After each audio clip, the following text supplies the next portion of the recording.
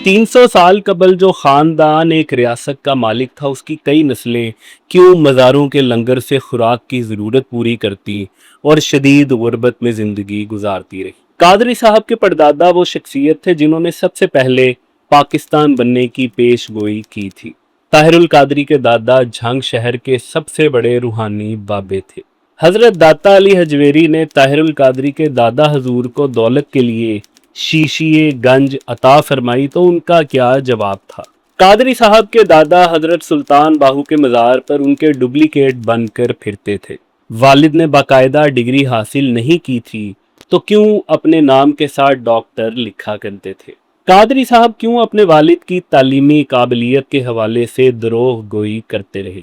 हजूर अकरम सल्लल्लाहु अलैहि वसल्लम ने डॉक्टर फरीदुद्दीन के ख्वाब में आकर उन्हें बताया कि उठो, आज लैलतुल कदर है और 12:50 पर कबूलियत की घड़ी है। और सबसे बढ़कर किसी ज़माने में हज़रत खिज़र अलैहिस्सलाम दरियाए चिनाब के अंदर पानी में रहा करते थे और ताहिरुल कादरी के वालिद अक्सर उन्हें मुलाकात के लिए दरिया के अंदर से किनारे पर बुलाया करते थे।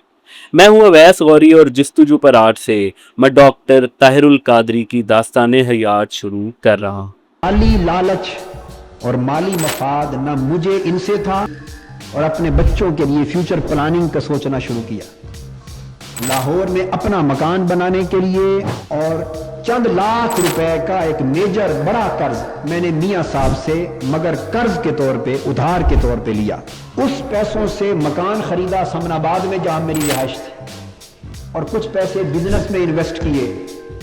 मैंने कहा मैंने इनसे 6 लाख नहीं 4 लाख मजीद 10 लाख लिया था।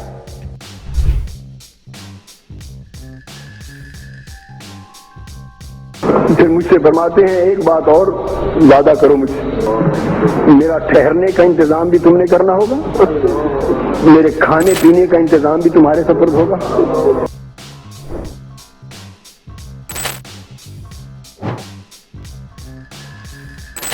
उस सफर में शहबाज शरीफ साहब ने जो बर्ताव मेरे साथ किया, जूते तक वो खोलते थे, पहनाते थे, तस्मे अपने हाथ से बांधते थे, खोलते थे। वो गार हिरा पे चढ़ने का वक्त आया, नवाज शरीफ साहब ने लाइन को अजर दे अपने कंधों पे उठा के मुझे 2-2.5 मील का सफर गार हिरा तक पहाड़ पे चढ़ के किया। पहली बात ज़हन में रख लें कि ख्वाब का मुतलकन इनकार करना कुफ्र है। तो ये है कि मैंने तो आलम रोया में कोई 15-20 साल के लगभग का अरसा इमाम आजम रजी अल्लाह तआला अन्हु की शागिर्दी की, आपसे पढ़ा हूं। अल्लाह की इज्जत की कसम, ताजदार कायनात के नालैन पाक की कसम, आलम रोया में 9 साल तक इमाम आजम व खलीफा से पढ़ा हूं। ये जो तमाम मालूमात मैं आपको फराहम कर रहा हूँ या अभी करूँगा, इनका सिर्फ वाहिद सोर्स ताहिरुल कादरी साहब के अपने पब्लिशिंग इदारे मिनहाजुल कुरान की कुतब हैं, जिनमें इस ख़ानदान की तारीख कुछ यूँ लिखी है कि आज से तकरीबन 300 साल कबल ज़िला झंग में एक सियाल ख़ानदान हुआ करता था। कादरी साहब के ये आबाओ अजदाद इतने अमीर थे कि रियासत झंग में उनकी अपनी रियासत थी।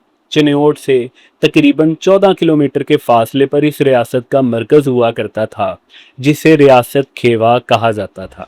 यहाँ पर 3 भाई शानदार ज़िंदगी गुजार रहे थे, जिनमें से एक अहमद यार खान सारी जायदाद छोड़कर झंग शहर की तरफ आ गए। दुनिया से उनका दिल भर गया था, दुनियावी चीज़ें उनके लिए बेमानी हो गई और वो ये सब ताकत और लग्जरी छोड़कर गोशा नशीन होना चाहते थे। 1745 में ये रियासत खेवा झंग में जम हो गई और फिर बाकी अमीर ख़ानदान का कोई पता नहीं कि वो अपनी दौलत समेत तारीख के किन कोनों कदरों में गुम हो गए। हैरान को नंबर जिसकी वजाहत नहीं की गई कि एक रियासत का मालिक अगर गोशा नशीन होना चाहे और अल्लाह की इबादत करना चाहे तो उसे मदीना मुनव्वरा जाना चाहिए, मगर ये क्यों झंग शहर में तशरीफ़ लाए। मगर रसूली तौर पर उनको शायद रूहानी हुक्म मिला होगा, मगर ये लाजिम है कि वो रूहानी मकसद पूरा ना हो सका, क्योंकि इन अहमद यार खान का मिनहाजुल कुरान की कुतब के अलावा तारीख में किसी बड़े बुजुर्ग के तौर पर कोई जिक्र नहीं होता। बल्कि हुआ ये कि झंग में अहमद यार खान की ज़िंदगी बहुत मुश्किल गुजरी। उनकी खुराक की ज़रूरत अक्सर मज़ारों के लंगर से पूरी होती और इस ख़ानदान ने बहुत गुर्बत में ज़िंदगी बसर की।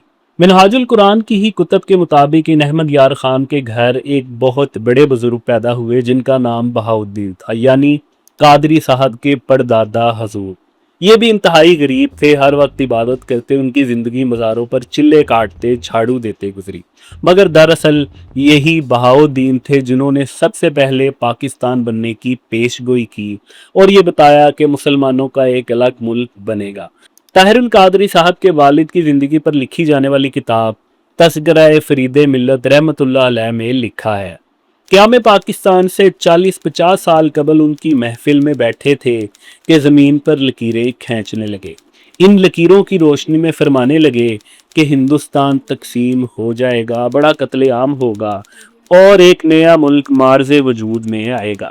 یہ اعزاز قادری صاحب کے پردادا کو جاتا ہے کہ انہوں نے سب سے پہلے یعنی پاکستان بننے سے کئی سال قبل پاکستان بننے کی پیش گوئی کر دی۔ انہی بہاؤالدین کے گھر منہاج القرآن پبلشرز کی کتب کے مطابق ایک اور بہت بڑے روحانی بزرگ پیدا ہوئے جن کا نام تھا میاں اللہ بخش۔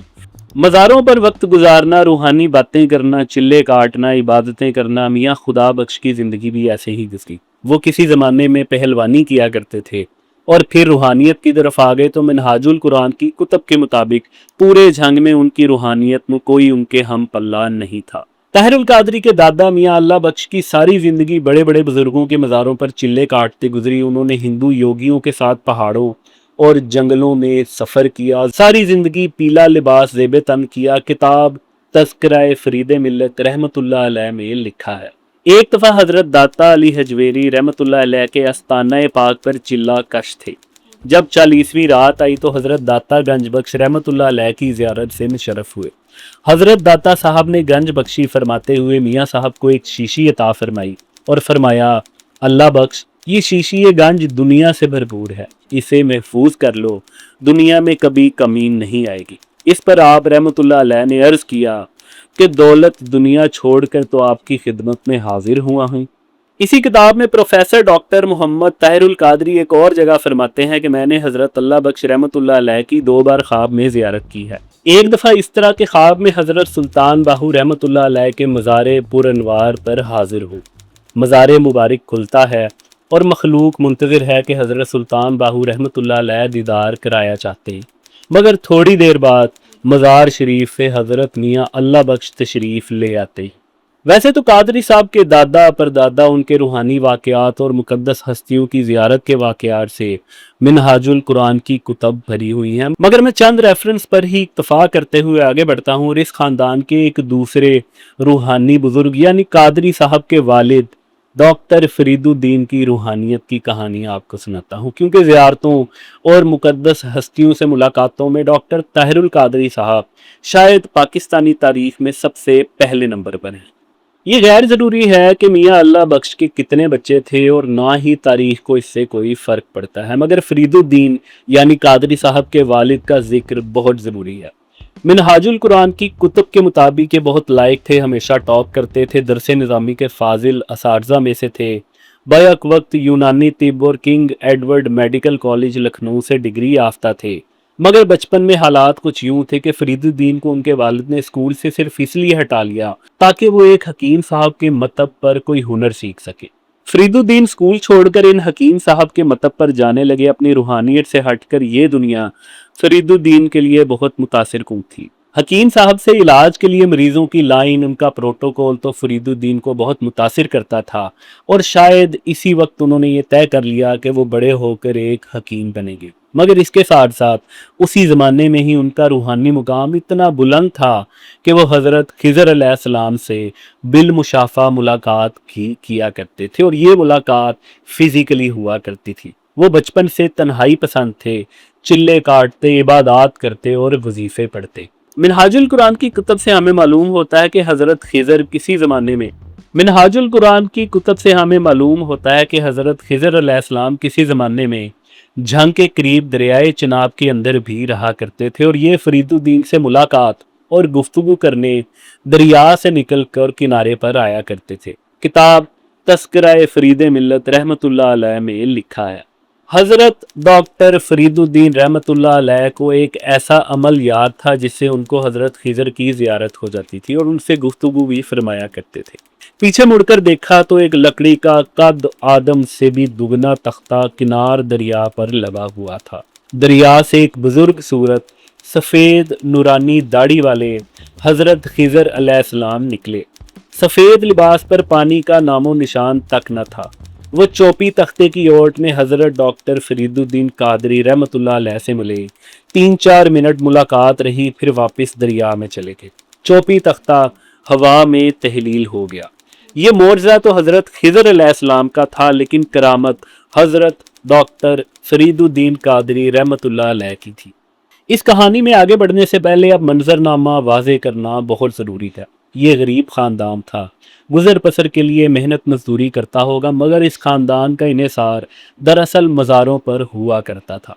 इस ख़ानदान में हर किसी को रूहानी बाबा बनने का शौक़ था, यानी रूह को जिस्म से निकाल सकें, पानी पर चल सकें, जिन्नात को काबू कर सकें। बुनियादी तालीम और शऊर से, क्योंकि ये ख़ानदान उस वक्त तक दूर रहा था, इसलिए रूहानियत की इस किस्म की बातें उनकी ज़िंदगी में आम हुआ करती थी। फरीदुद्दीन भी इसी गुर्बत और रूहानी वाक़यात के साए में बड़े हो रहे थे, तो जारी बात है उन्होंने भी ऐसा ही होना था। नस्ल दर नस्ल गुर्बत की वजह से ख़ानदानों की ज़हनी हालत में फ़र्क आ जाया करता है। जहाँ 2 वक्त की रोटी मुयसर ना हो, मज़ारों के लंगर से पेट की खुराक बुझाने में सहूलत मिलती हो, मगर ऐसे माहौल में फरीदुद्दीन ये तहैया कर चुके थे कि उन्हें पढ़ना है और हकीम साहब बनना है।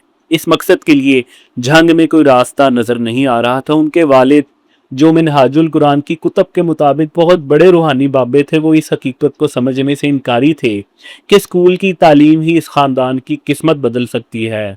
तो हल यही था कि फरीदुद्दीन यहाँ से भाग जाते। मिनहाजुल कुरान की कुतब में फरीदुद्दीन की तालीमी काबिलियत को लेकर चंद अजीब से हकायक लिखे हैं। यानी सियालकोट में उन्होंने मैट्रिक किया।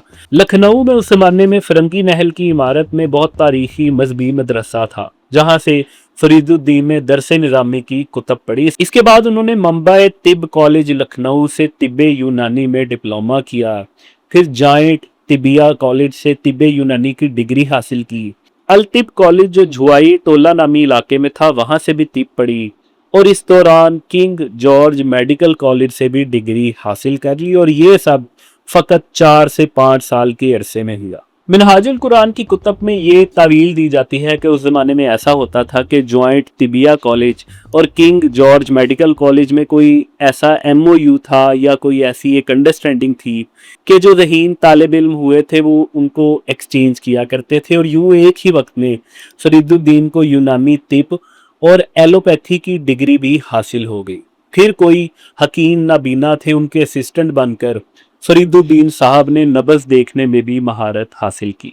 फरीदुद्दीन साहब किस पाए के हकीम थे, इस हवाले से मिनहाजुल कुरान की कुतब और कादरी साहब ने बहुत कुछ लिखा है कि सऊदी अरब के शाही ख़ानदान में कोई लाइलाज मरीज़ था जिसे उन्होंने ठीक कर दिया, और इसी तरह के बहुत से वाक़यात। मगर बतौर हकीम उनकी काबिलियत का अंदाज़ा भी समर से लगाएं कि कादरी साहब के मुताबिक एक लड़का उनके पास आया और उन्होंने उसकी नब्ज़ देख कर कहा कि हैंड प्रैक्टिस कर करके तुमने अपनी सेहत का बेड़ा गर्क कर लिया।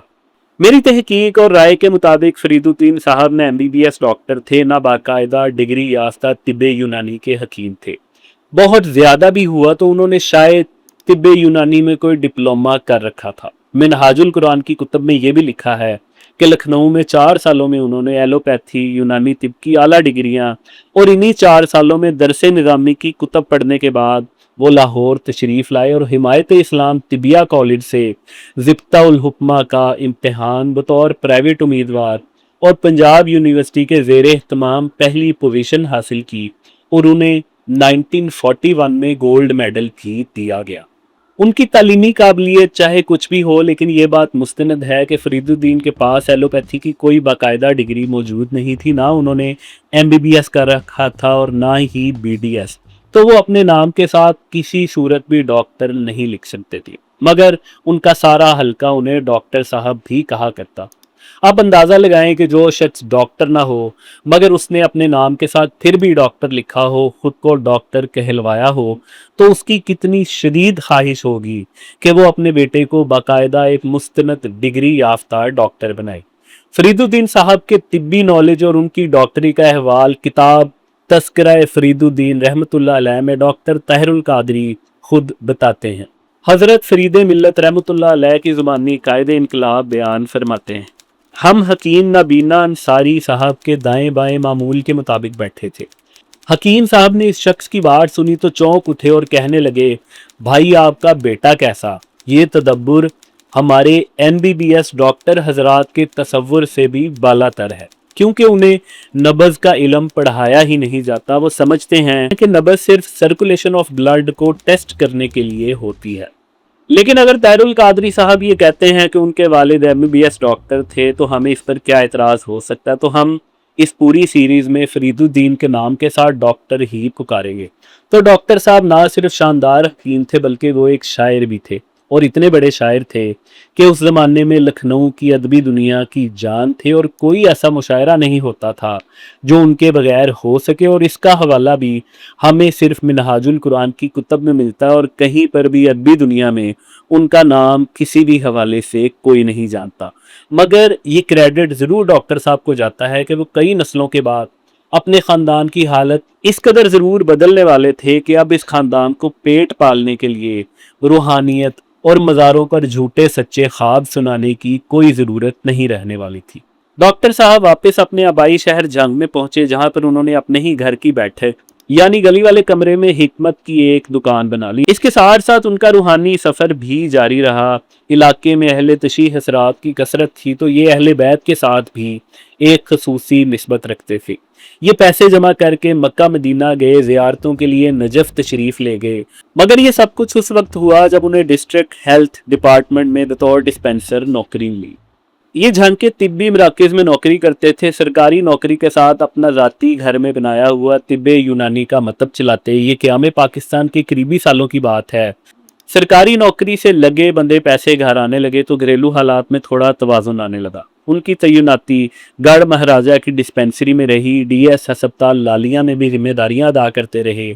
और ये भी हकीकत है कि सारी उम्र उनकी किसी हॉस्पिटल या डिस्पेंसरी में बतौर डॉक्टर तैनाती कभी नहीं हुई, मगर सब उन्हें डॉक्टर साहब ही पुकारा करते थे।